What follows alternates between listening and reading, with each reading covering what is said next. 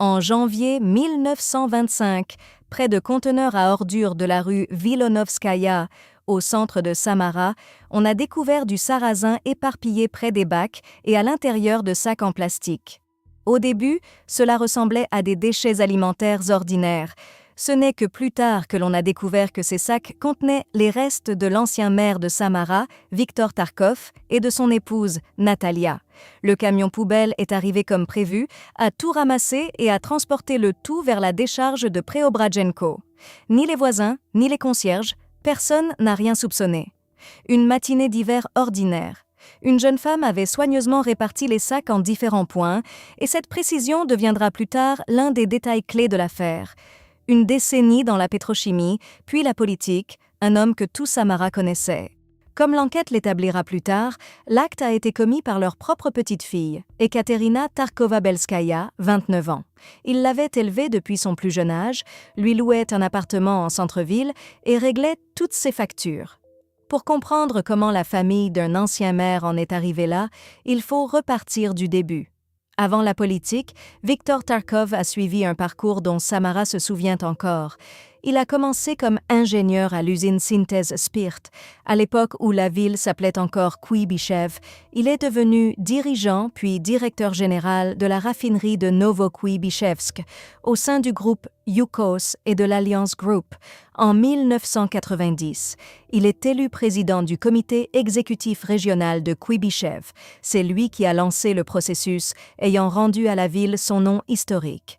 Le 25 janvier 1991, Kuibychev est redevenu Samara. En 2006, Tarkov se présente à la mairie, l'emportant dès le premier tour avec 56% des voix. Il a dirigé cette ville d'1 million d'habitants pendant 4 ans. En 2010, il perd face à Dmitri Azarov et se retire pratiquement de la vie publique. Fin 1924, il avait 76 ans. Un retraité, mais clairement pas du genre à compter ses sous. Un appartement dans un immeuble de standing rue Vilonovskaya, un autre dans le complexe Quote 0 de 172 mètres carrés, 2 villas en banlieue de Moscou, des parts dans la société écologique Quote 1 et une collection d'icônes. Comme le préciseront plus tard des proches de la famille, il ne s'agissait pas d'une collection au sens classique, mais plutôt d'une petite chapelle privée. Son épouse était très croyante. Ceux qui connaissèrent la famille disaient d'elle la même chose. Une personne douce et gentille, aimant profondément sa fille et sa petite-fille. À l'époque, personne n'aurait pu imaginer comment tout cela finirait. Ces dernières années, les Tarkov vivaient à l'étranger, selon certaines sources en Finlande, selon d'autres en Norvège. Ils sont revenus à Samara peu avant la fin de l'année 1924 et vivaient discrètement. Les voisins de la rue Vilonovskaya diront plus tard qu'on ne les voyait plus dans la cour depuis longtemps. Natalia Ivanovna apparaissait d'ailleurs rarement en public, même lorsque son mari dirigeait la ville. Peu d'habitants de Samara savaient à quoi elle ressemblait. Le 20 décembre, Natalia Ivanovna, accompagnée de sa petite-fille Katia, s'est rendue chez une amie qui vendait des vêtements de mode sur catalogue, une visite ordinaire. La grand-mère choisissait de belles tenues pour sa petite-fille, avec beaucoup de plaisir. L'amie se souviendra précisément de ce jour, car à ce moment-là, elle choisissait des vêtements pour la personne qui, 10 jours plus tard, serait responsable de son décès. Le 27 décembre, l'amie appelle Natalia pour lui demander si elle vient chercher sa commande. Celle-ci répond « Cote 3 », mais ne vient jamais.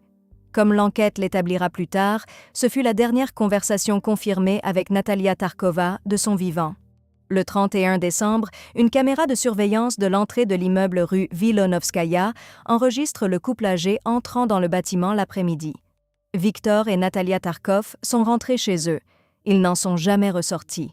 Entre le 27 décembre et début janvier, un incident fatal s'est produit dans cet appartement. Aucun coup de feu, aucun cri. Les voisins n'ont rien entendu. Le 3 janvier, Tarkov a fêté ses 77 ans. Des amis ont appelé pour le féliciter. Le téléphone restait muet, puis des messages ont commencé à arriver depuis son numéro. Le texte semblait venir de Victor, Quote 4. Ceux qui connaissaient Tarkov depuis des décennies ont immédiatement senti que quelque chose ne tournait pas rond, mais officiellement, les messages provenaient de son numéro. Et pour l'instant, on pouvait mettre cela sur le compte de l'âge ou des circonstances. Parallèlement, Belskaya construisait une légende pour son entourage.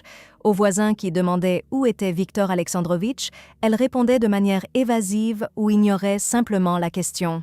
Aux connaissances, elle expliquait que sa grand-mère avait fait un AVC et que son grand-père l'avait emmenée se faire soigner. Elle s'est présentée à la société de son grand-père, Novitrek, munie de procurations et de documents, annonçant aux employés que son grand-père était à l'hôpital et lui avait personnellement confié la gestion des affaires. Les signatures sur les documents semblaient suspectes, mais elle insistait sur le fait que tout était en ordre. Et voici un détail qui troublera plus tard même les enquêteurs. Tout au long du mois de janvier, les téléphones des Tarkov sont restés actifs. Des messages étaient envoyés à des amis et connaissances, et comme l'enquête l'établira, Viktor et Natalia semblaient même échanger des messages entre eux. 2 téléphones, tous 2 entre les mains de la petite fille, envoyaient des messages pour créer l'illusion que les 2 étaient vivants et communiquaient. Ce spectacle a duré plus d'1 mois. Chaque jour apportait de nouveaux messages et des phrases familières de personnes qui, à ce moment-là, n'étaient déjà plus de ce monde. Le 31 janvier, Alexander Kuznetsov, ancien adjoint de Tarkov à la mairie, se rend à la police. Il connaissait Viktor depuis plus de 30 ans et ne croyait à aucun de ses messages. Ni les mots, ni l'intonation, ni la logique même des textes ne correspondaient à l'homme qu'il connaissait. Il a signalé leur disparition. À partir de ce moment, l'histoire a basculé dans une toute autre phase. Le 3 février, le comité d'enquête a ouvert une procédure pénale pour un crime grave impliquant 2 personnes. Il ne s'agissait plus d'une simple disparition. Le 5 février, la police s'est présentée chez Belskaya. Elle a refusé d'ouvrir la porte pendant près de 5 heures. Environ 25 agents se sont rassemblés devant l'entrée. La concierge, sollicitée comme témoin, se souviendra plus tard que les enquêteurs ne demandaient qu'une chose. « Appelle ton grand-père et ta grand-mère et nous partons tout de suite. Appelle-les juste pour que nous soyons sûrs qu'ils sont vivants. » Belskaya répondait que le téléphone ne fonctionnait pas, puis qu'il n'y avait plus de batterie. Le jour même, le tribunal l'a placée en détention provisoire pour 2 mois. Lors de la perquisition de l'appartement, les enquêteurs ont trouvé les passeports de Viktor et Natalia, ainsi que leurs 2 téléphones portables, ceux-là même à partir desquels des messages avaient été envoyés pendant 1 mois. Belskaya a refusé de témoigner. Lors de l'audience par visioconférence depuis la prison, elle était assise dans une doudoune informe, les cheveux en chignon, les yeux baissés, répondant par monosyllabes. À un moment donné, elle a commencé à demander à quelle audience elle participait exactement. Le chef du comité d'enquête, Bastrikin, a exigé un rapport personnel sur l'affaire. L'information est remontée au niveau fédéral. L'enquête a analysé les enregistrements des caméras de surveillance de l'entrée et de la cour. Et là, tout était visible. Dès les premiers jours de janvier, on voit Belskaya entrer et sortir de l'appartement des Tarkov à de multiples reprises. Chaque heure, elle portait quelque chose. Des sacs poubelles noirs, des sacs de sport. Sur l'un des enregistrements, on la voit traîner dans l'entrée un fût en plastique de 100 litres enveloppé de film noir. On voit aussi sortir un sac noir volumineux.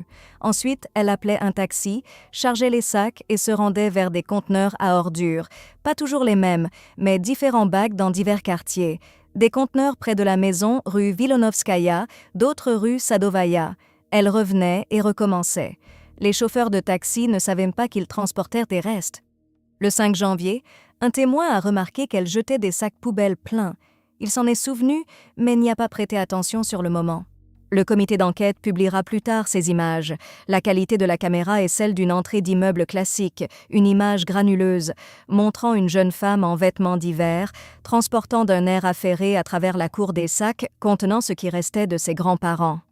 Sans précipitation, comme si elle sortait les poubelles après des travaux. Parallèlement, l'enquête reconstituait la chaîne des achats, et elle s'est avérée longue. Avant même que les Tarkov ne cessent de donner des nouvelles, Belskaya avait commencé ses emplettes. Sur des sites de vente en ligne et en magasin, elle avait acquis une scie sabre électrique, des fûts en plastique, des bidons de soude caustique, des sacs en polyéthylène et des gants. Tous les points de vente où elle a passé commande confirmeront les achats. Mais l'élément principal était l'azote liquide. Pas moins de 170 litres en 3 fois, tous achetés dans le même magasin rue Avrora à Samara. Elle a acheté la première livraison de 30 litres le 3 janvier, le jour de l'anniversaire de son grand-père. Elle a expliqué au vendeur que c'était pour un quote 6. Des journalistes ont ensuite retrouvé ce vendeur qui a confirmé « une jeune femme, rien de suspect, une commande ordinaire ».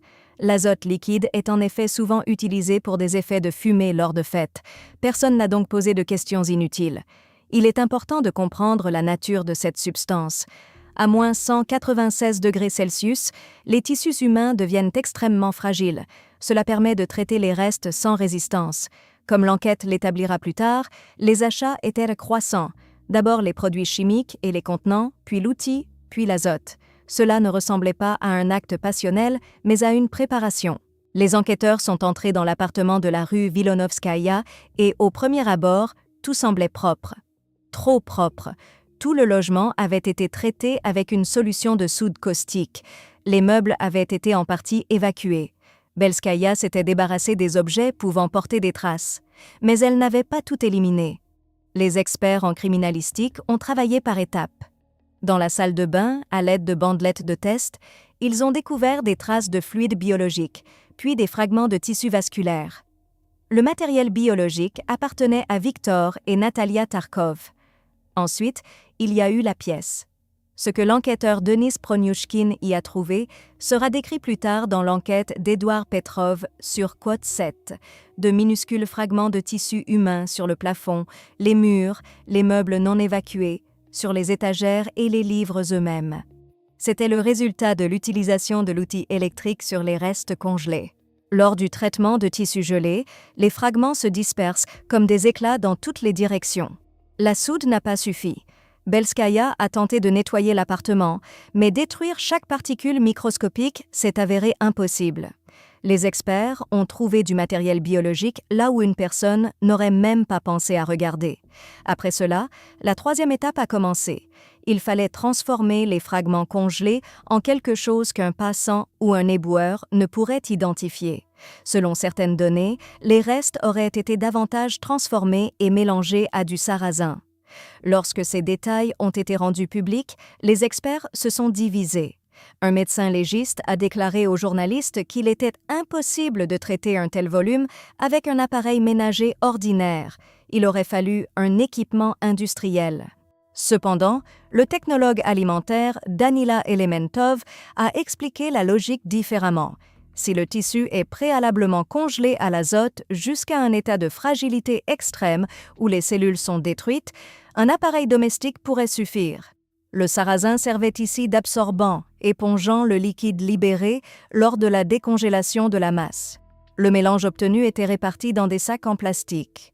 Avec les restes, tout le reste a fini dans les conteneurs. Bidons, gants, vêtements, outils.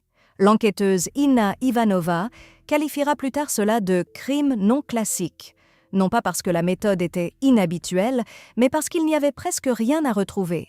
Pas un seul fragment permettant d'établir la cause du décès. Tout ce qu'il restait de 2 personnes, c'était des micro-traces dans l'appartement et du sarrasin. Le groupe d'enquête s'est rendu à la décharge de Preobrazhenko. L'opérateur Quote 9 a récupéré les données GPS des camions poubelles. Chaque véhicule était suivi. On a déterminé les jours exacts où les déchets avaient été évacués des conteneurs des rues Vilonovskaya et Sadovaya. Les itinéraires ont été tracés et les zones de déchargement approximatives sur le site ont été calculées. Ils ont commencé à creuser. Chaque jour, 15 personnes, 3 excavatrices, 2 camions, un bulldozer et une chargeuse étaient sur place. Les déchets des secteurs examinés étaient déplacés vers une plateforme séparée et vérifiés manuellement. Une décharge hivernale, des tonnes de déchets compressés, le froid, l'odeur. Ils ont travaillé pendant des semaines. Après la première semaine, une source policière a informé les journalistes que des os avaient été trouvés dans l'un des sacs. Après vérification, ils n'étaient pas humains. Les recherches ont duré des mois. Des centaines de personnes ont participé à ce travail. Résultat ? 0. Aucun fragment d'os, aucune dent, aucun reste identifiable. En août 1925, on a appris que la décharge avait épuisé sa capacité d'exploitation. L'opérateur a déposé une demande de fermeture. Cela signifiait concrètement une chose. Les restes de Viktor et Natalia Tarkov ne seront probablement jamais retrouvés. Il est impossible de les enterrer, impossible de réaliser une expertise complète. On ne pourra jamais établir la cause exacte et les circonstances de ce qui s'est passé dans l'appartement de la rue Vilonovskaya. Les seuls éléments dont disposait l'enquête à ce moment-là étaient les micro-traces dans la salle de bain, les fragments de tissu sur les murs et les déclarations de l'accusé qui restaient encore silencieuses. Pendant que les excavatrices creusaient à la décharge, l'enquête reconstituait une autre chronologie, la chronologie financière. On a découvert qu'en janvier, Belskaya ne s'occupait pas seulement de sa mise en scène, elle liquidait méthodiquement les biens de ses grands-parents. D'abord la collection d'icônes, puis les bijoux, bagues, chaînes, ornements appartenant à sa grand-mère. Ensuite, le Toyota RAV4 de son grand-père, estimé à environ 2,5 millions. Pour vendre la voiture, elle a fabriqué une fausse procuration et publié une annonce. Selon certaines sources, elle aurait même vendu un bateau sans autorisation auparavant. Tout cela en même temps. Vendre, réenregistrer, répondre aux appels. Un détail. Peu avant son arrestation, Belskaya avait cherché sur Internet des informations sur le passage de la frontière avec la Géorgie via le poste de Verkhny Lars. Il semble qu'elle envisageait de quitter le pays. L'enquête a ouvert des dossiers supplémentaires pour vol de biens, mais le profit, comme unique motif, ne collait pas. Les icônes, la voiture, les bijoux représentèrent de l'argent, mais pas des sommes justifiant un tel acte. L'enjeu était bien plus important. Des parts dans une société, une entreprise, des actifs. Pour y accéder, il ne faut pas une procuration, il faut un héritage. Et pour un héritage, il faut que la personne soit officiellement décédée. Mais pour un tel plan, l'argent seul ne suffit pas. Quelque chose n'allait pas du tout dans cette famille bien avant cet hiver. Viktor Tarkov avait une fille unique, Lyudmila. En décembre 2022, un tribunal de Samara l'a condamnée à 7 ans de prison pour extorsion de fonds. Elle réclamait 200 millions de roubles à un député régional, Alexander Mileev. Le stratagème était direct. Entre fin 2020 et mai 2021, Lyudmila, avec un complice non identifié, rassemblait des documents compromettants sur le député. Mileev a feint d'accepter de payer, mais a contacté les services de sécurité, FSB. Le 12 juillet 2021, Lyudmila est venue chercher l'argent et a été arrêtée sur le champ. Elle n'a pas reconnu sa culpabilité, affirmant qu'il ne s'agissait pas d'extorsion, mais qu'elle voulait simplement récupérer une dette de son père. Selon sa version, en 2013, Tarkov aurait remis 2,5 millions de dollars à Mileev avec un intérêt de 20%, et le député n'aurait jamais rendu l'argent. Le tribunal n'a pas retenu cette version et la condamnation a été confirmée. En février 2026, la demande de réduction de peine a été rejetée. Au moment de son arrestation, Lyudmila Tarkova était bien connue dans certains cercles de Samara. Les connaissances la décrivaient sans détour. L'argent comptait plus que tout pour elle. Le père d'Ekaterina est une figure encore plus ambiguë. Selon certaines sources, il s'agirait de Sergei Loginov, un homme au passé criminel connu sous le pseudonyme de Lord. Ses condamnations incluaient le vol de produits pétroliers et la détention de substances. D'autres sources nomment Konstantin Tcherbakov, membre d'un groupe local décédé avant 2002. Ekaterina a grandi dans un environnement où son grand-père dirigeait la ville et les affaires pétrolières. Sa mère faisait chanter des députés et son père, quel qu'il soit, était lié au milieu criminel. Mais elle avait aussi sa propre histoire et ses propres griefs contre ses grands-parents. Ekaterina s'est mariée à Chypre avec Vladislav Passik, un entrepreneur israélien. En 2018, leur fils Maor est né. Cependant, 3 ans après la naissance, les disputes ont commencé. Belskaya est revenue à Samara et a emmené secrètement son fils, rompant toute communication. Passik déclarera plus tard à la télévision que la famille Tarkov avait simplement volé son enfant. Il n'a pas lutté depuis Israël, s'est remarié, mais a fait un test ADN au cas où. Maor était bien son fils. Lors du divorce, Ekaterina a obtenu 15 millions de roubles. L'argent est arrivé, mais elle n'a pas pu en disposer. Sa grand-mère, Natalia Ivanovna, gérait tout. C'est elle qui élevait Mahor et contrôlait chaque centime. Selon la presse, la raison était simple. Belskaya souffrait d'une addiction et on ne lui faisait pas confiance pour les dépenses. La grand-mère est allée encore plus loin. Selon plusieurs sources, Natalia Tarkova prévoyait de demander par voie judiciaire la mise sous tutelle de sa petite-fille et de la déchoir de ses droits parentaux. Des connaissances ont raconté aux journalistes qu'Ekaterina exigeait de l'argent et, n'obtenant pas gain de cause, commençait à menacer. Elle ne voulait pas travailler et comptait sur une pension. Quand celle-ci s'arrêtait, elle passait à la pression. L'addiction avait commencé tôt. Une ancienne camarade de classe a confié à la presse qu'à 16 ans déjà, elle buvait, fumait et regardait tout le monde de haut. Elle a ajouté « J'ai toujours eu de la peine pour elle. Je savais qu'elle deviendrait un monstre, comme n'importe qui qu'on n'élève pas mais qu'on inonde d'argent. Avec l'âge, cela a empiré. On parlait de substances illicites. Certains mentionnaient les jeux d'argent. » Sa mère, Lyudmila, depuis sa prison, a déposé un recours pour restreindre la capacité juridique de sa fille. Mais le tribunal n'a pas examiné l'affaire. Au moment de son arrestation, Belskaya avait accumulé 705 000 roubles de dettes. Elle ne travaillait pas, mais en voulait toujours plus. Et à un moment donné, son propre fils est devenu un instrument de pression. L'animateur Andrei Malakov a rapporté qu'Ekaterina avait fait tomber un narguilé brûlant sur Mahor et envoyé des photos des brûlures à ses grands-parents depuis l'hôpital. Le message était clair. L'addiction exigeait des fonds, les dettes augmentaient et le contrôle se resserrait. Elle a trouvé elle-même une issue à cette spirale. Pendant près d'un mois après son arrestation, Belskaya est restée silencieuse. Elle a utilisé son droit de ne pas témoigner contre elle-même. Les enquêteurs ont travaillé sans elle, caméras, achats, matériel biologique, trajets de taxi. Les preuves s'accumulaient. Le 28 février, elle a parlé. Le comité d'enquête a publié la déclaration le jour même.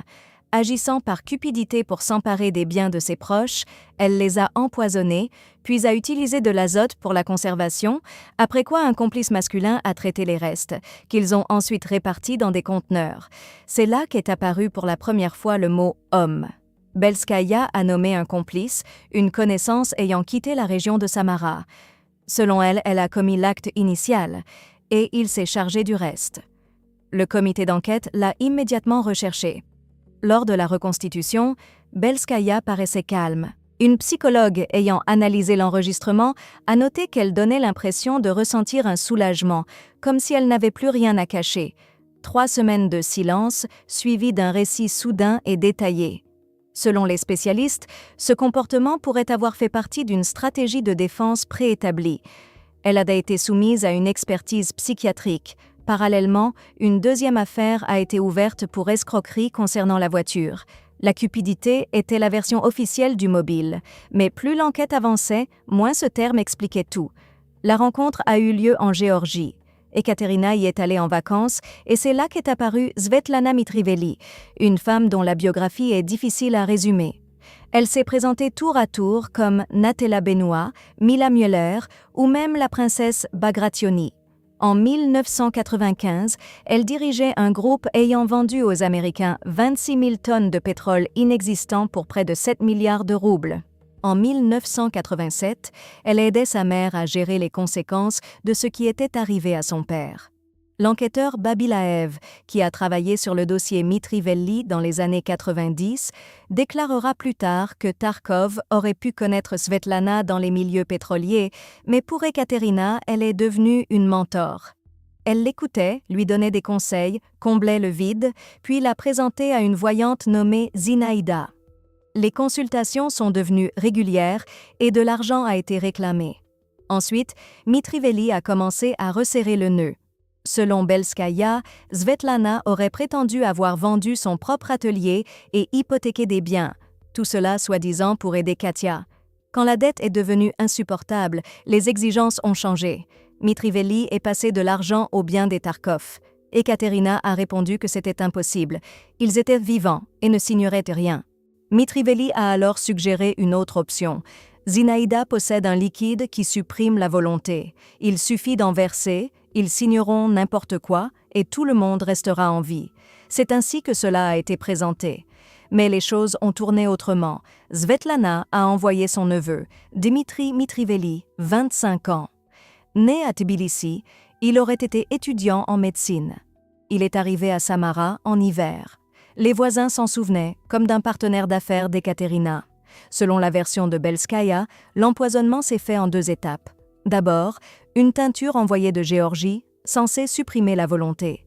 Elle n'a pas eu l'effet escompté. Ensuite, Dimitri a apporté des comprimés et Ekaterina les a substitués à leur traitement contre l'hypertension. Pendant plusieurs jours, les Tarkov les ont pris, pensant prendre leurs médicaments habituels. À l'approche des fêtes de fin d'année, le grand-père ne se levait plus. La grand-mère a tenu plus longtemps. C'est alors que Dmitri est intervenu. De nuit, il se serait introduit dans l'appartement et caché sur le balcon, puis serait sorti quand la grand-mère s'est affaiblie. Ce qui s'est passé ensuite, Ekaterina l'a décrit par bribes. Lors de la reconstitution, elle montrait « Dimitri était assise ici, grand-mère était là, grand-père là ». Elle affirmait qu'elle ne savait pas que la substance était fatale, mais l'enquête a réparti les rôles autrement.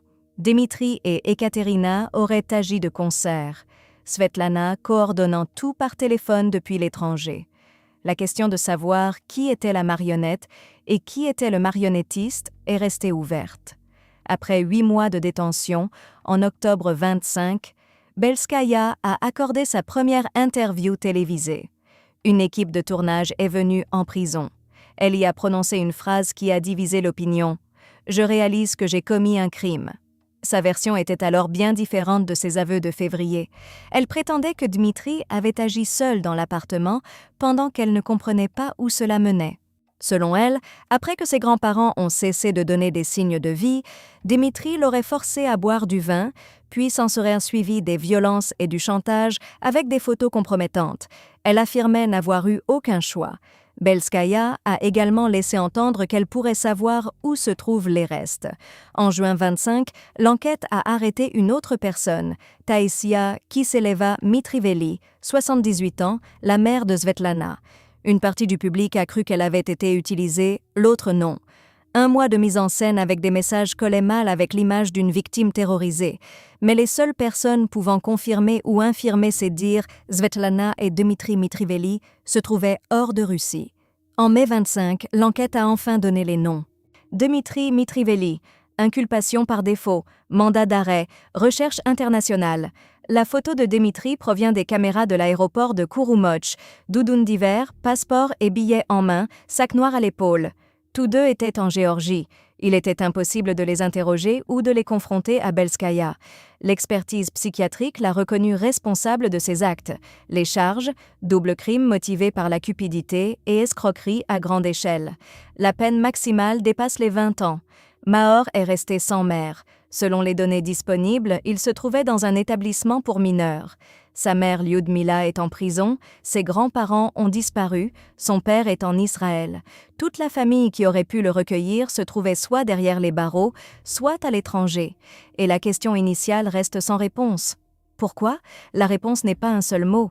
C'est un environnement où l'argent remplaçait les sentiments. Un grand-père, homme de pouvoir et de capital. Une mère en prison pour une extorsion de 200 millions. Un père hors du pays. Un psychologue criminel, analysant l'affaire, a suggéré que l'accusé pourrait avoir haï ses grands-parents depuis l'enfance, car une grand-mère dominatrice ne lui aurait pas donné ce dont chaque enfant a besoin. Ensuite est venu le contrôle, qui pour une personne endettée et dépendante était un étouffement. Et enfin, le piège des Mitriveli. La voyante, l'abîme des dettes, les appartements hypothéqués. À ce moment-là, la seule issue était les biens des personnes âgées. Mais après tout cela, les messages au nom de disparus, la vente d'icônes, les faux documents, il n'y a eu ni pause, ni hésitation.